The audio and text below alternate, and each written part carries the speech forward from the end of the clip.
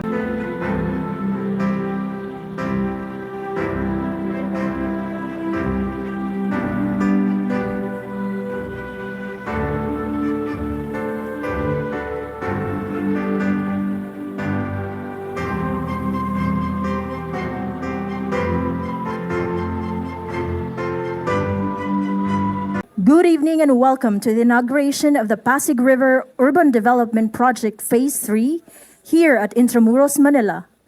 To formally begin our program, may we invite on stage the Chairman of the Metropolitan Manila Development Authority, Attorney Romando Artes, for his welcome remarks.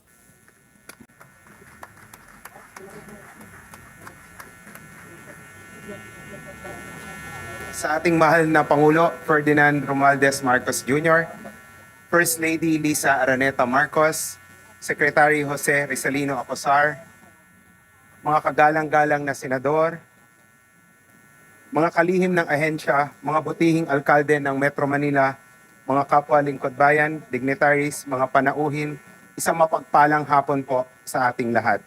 Isang karangalan na makasama kayong lahat upang saksihan ang pagbubukas ng Pasig Bigyang Buhay Muli Phase 3.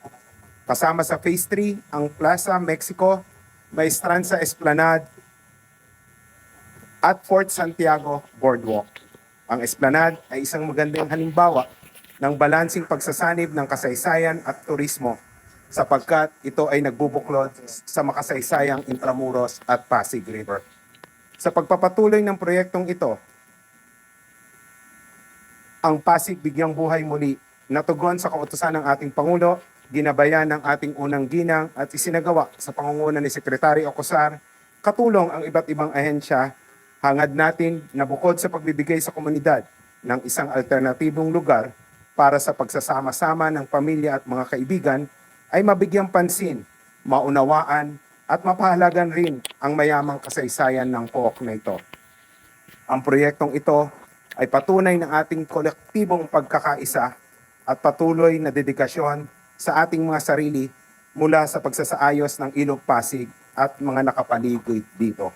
Naway patuloy tayong magkaisa at magtulungan sa pagbuo ng bagong Pilipinas, alinsunod sa alintuntunin ng Build Better More. Maraming salamat, mabuhay ang Pangulo, mabuhay ang Pilipinas, mabuhay po tayong lahat.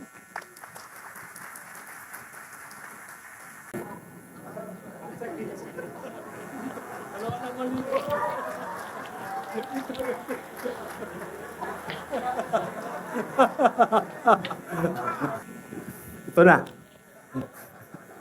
Ladies and gentlemen, the President of the Republic of the Philippines, His Excellency Ferdinand R. Marcos Jr.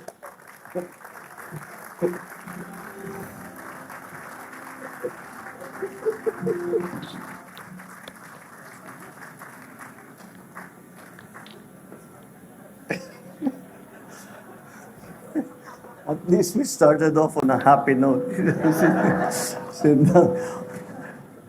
Ito na si Jerry dali. Una, kinuha mo yung upuan ng First Lady. Tapos kinuha mo yung microphone ako.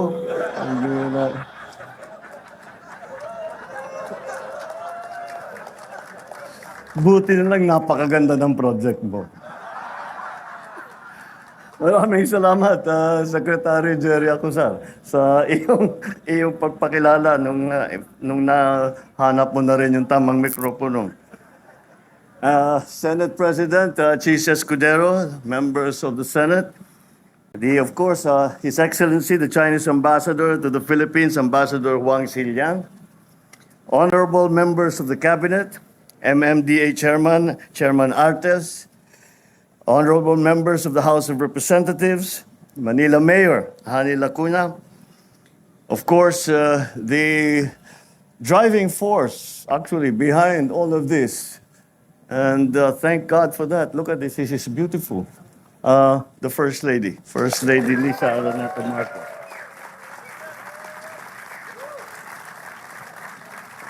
My fellow workers in government, distinguished guests, ladies and gentlemen, I suppose we can call it a good evening to all of you. Well, last week, when this event was originally scheduled, nature had its way with us, and we had to postpone this event. Nature reminded us once more who is truly in charge. But nature has also taught us that patience and perseverance is rewarded. So here we are, a week later, more than ready to unveil phase 3 of the Pasig River Urban Development Project. This river has served Manila as a lifeblood long before our generation was conceived. It has played the role in our nation's history in terms of commerce, in terms of transportation, a source of food and water. If one will read Noli Me Tangere and El Filibusterismo, Jose Rizal depicted a Pasig River that was vibrant, full of life. And the remaining photographs that we see from the earlier times show that the river was full of life, full of activity. Many, many people, many, many boats doing all kinds of, conducting their business. And it was all done on the river. Because in its waters, we see reflections of our dreams and our history. And at times, we have to admit our share of neglect. But we are changing that. When we began this journey last year, I promised the First Lady and I would be fully supportive of the Pasig Bigyang Buhay Muli project. Ladies and gentlemen, that's why we are here today, to launch phase 3 of this project, staying true to our mission of reviving the Pasig River. We have efficiently added 2,000 square meters of open space by closing the road that once divided Plaza Mexico. This will create a safer, more beautiful, and expansive area for public events, for gatherings, for leisurely walks. More than a development project, it symbolizes unity, honoring our past while embracing progress. As we move to Maestranza, we will introduce an esplanade featuring a gallery walk that showcases local art and historical narratives. The esplanade will also include dedicated bike lanes and walkways, ensuring safety and accessibility to everyone. Our journey extends to Fort Santiago, where we will unveil the moat view, offering a new perspective of this historic fortress. At night, the monumental lighting will illuminate the ancient walls, highlighting the beauty and significance of our heritage, creating a stunning visual experience. With the opening of this new phase, we have created a pedestrian-friendly heritage corridor.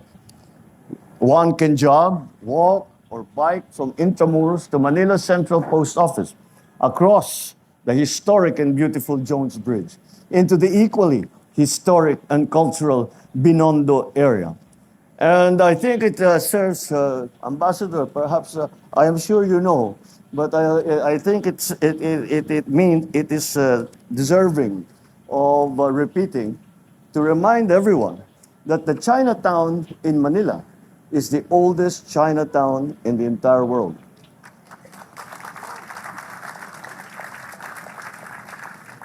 This development has also created spaces for creativity, for commerce, and for community.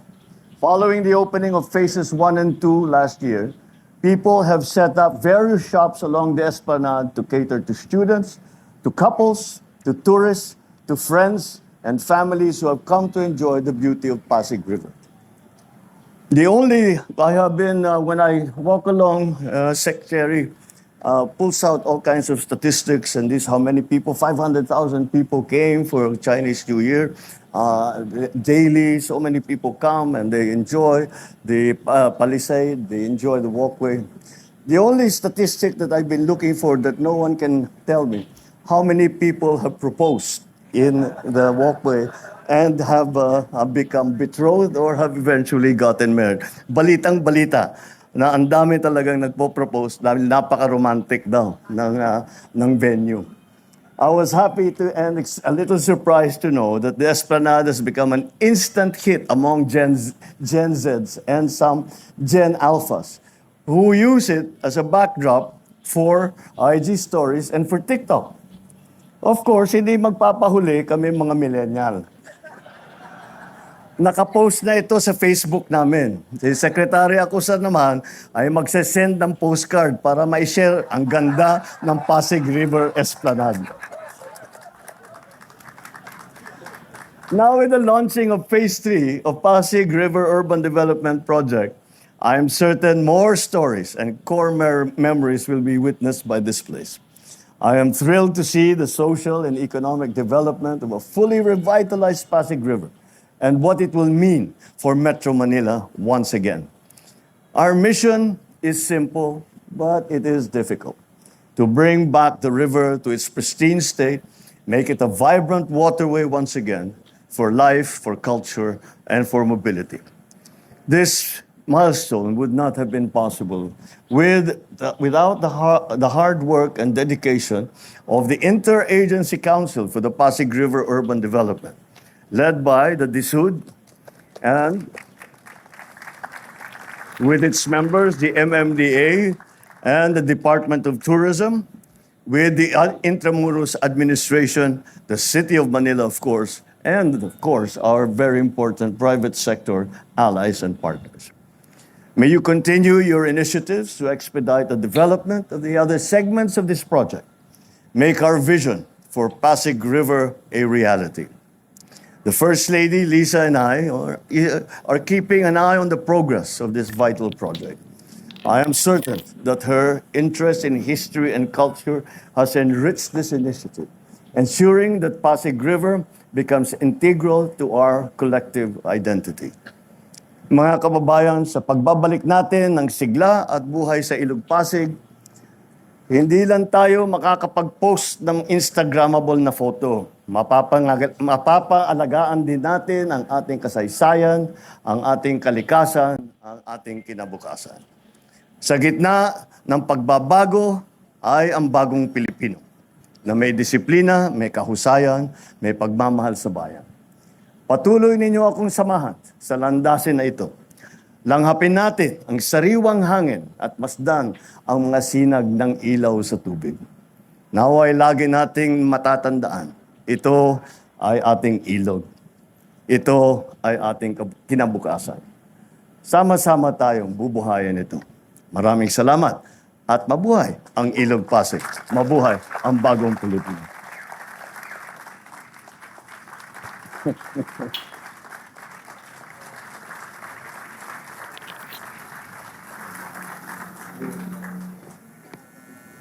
Thank you, Mr. President. His Excellency, please remain on stage as we invite First Lady Luis Araneta Marcos, Secretary Jerry Acosar, Chairman Romando Artes, Secretary Junvic Remulla, Secretary Cristina Frasco, and Manila Mayor Honey Lacuna to join you on stage for the ceremonial pressing of the button for the finale of tonight's celebration.